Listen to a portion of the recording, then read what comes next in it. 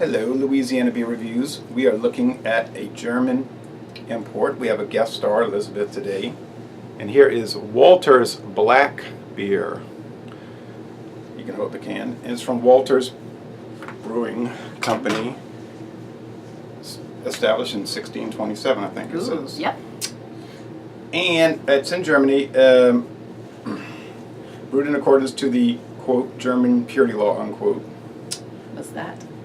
That's a law they came out with in the 1500s that said beer could be made only with water, barley malt, hops, and yeast. Oh. They've expanded the law, now they allow wheat. Okay, so they have water, barley malt, hops, hop extract.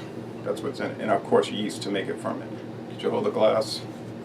And then it's got two lions and a crown and some Latin writing. Emoda fides nec aspera terrent, whatever that means, I don't know. Okay, so I can look that up. They got bought out by InBev, the people that own Anheuser-Busch, in 2003. But 3 years later, it was reacquired by the family. Oh. So it's family owned again. Nice. So I've never had the black beer. I've had the regular Pilsner and the Radler. They're made with the lemonade, lemonade and beer mix.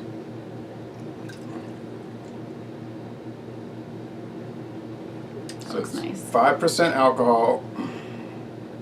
And apparently, I was looking at their website, there's a bunch of different beer brands with the same recipe. In other words, they can all these different types of things, but it's the same beer. That is an enormous amount of foam Yes. compared to mine. Because you tilted your glass and I did not tilt mine. So beige, thick beige head and a, what is that? So if you look on the Dark website, brown? there's like 12 other beers, which is the same thing in different cans. Chocolate brown? Chocolate brown. I haven't seen the bottled version of that yet, but it does exist. Okay. And I bought that at Dornax, by the way. You've never had a Wolters. Mm-mm. You've had German beer, though. Probably. Okay. So thick, beige head, and the chocolate brown, right? Yep.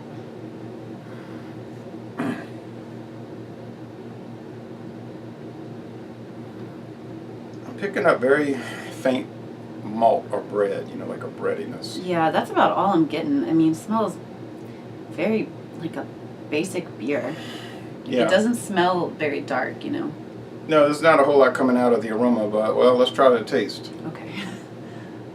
When I see a beer this dark, I expect a little more complexity from the smell. So how'd you get fooled? Ooh, well, that tastes better than the smell had me expecting. It's got a lot of chocolate notes, huh? Mm-hmm. What they do is they roast the barley so dark they call it chocolate malt because it's dark like chocolate.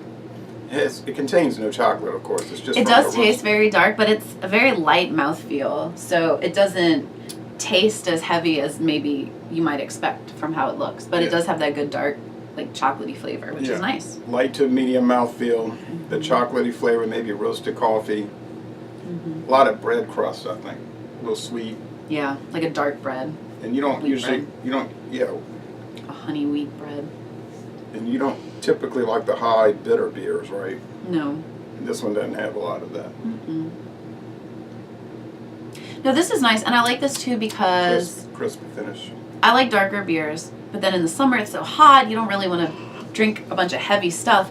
And so for me, this is sort of the best of both worlds. Like, it's a lighter mouthfeel. It's not super, like, overwhelmingly rich. It's not super heavy, but it's got, some of that complexity and rich flavor that, I like from a darker beer.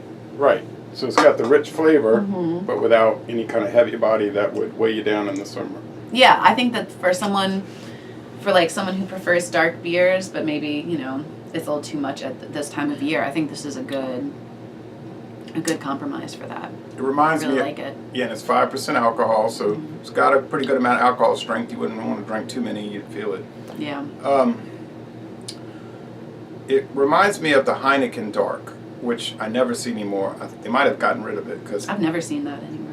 they used to sell it at Cost Plus World Market, and it was almost the same color as this, same kind of foam, same taste. But they tried selling it out here, but it didn't really sell. Yeah, this is really good.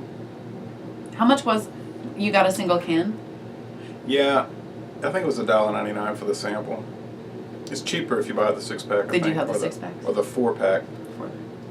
No, I just bought a single and wanted to see what it was like. I said, somebody might want to try it with me, you know, and you did.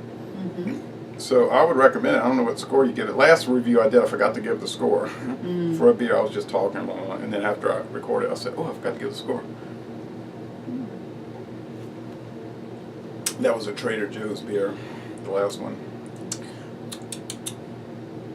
I think I know what I'll give it, but I'll let you go first.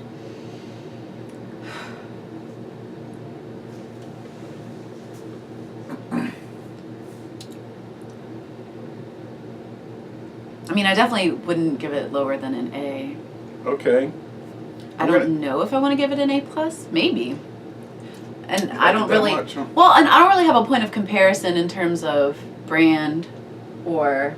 Like, I don't know. I think I'll give it an A. I don't think it necessary to compare it. You're just saying on its own Yeah. merits. I'm tasting this. I don't know a lot about German beer. Well, here it is. You let me try it, so here's what I'm giving it. Yeah. I would say A-, but still in the excellent range. Yeah, I'd give it a regular A. So excellent to most excellent, and save a little bit because I want to take a photo. So after we go off there, so or stop recording.